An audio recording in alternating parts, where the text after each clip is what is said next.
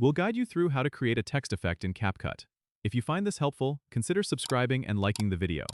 First, open your browser and go to the CapCut website. Then log into your account or create a new one if you haven't already. Once you're in, you'll want to start a new project by clicking on the Create New Project button.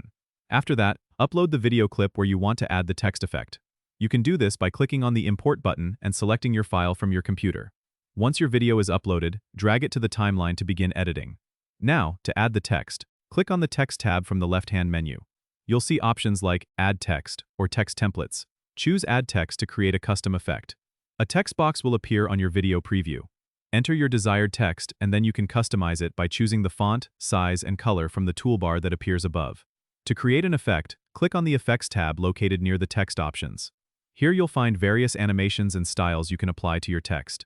Choose an effect that suits your video, like typewriter for dynamic entry, or fade for a subtle appearance.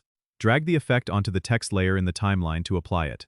You can adjust the duration of the effect by dragging the edges of the text layer on the timeline. Preview your video by clicking the play button and make any necessary adjustments to the effect timing or style. Once you're satisfied with how it looks, click on the Export button to save your video with the new text effect.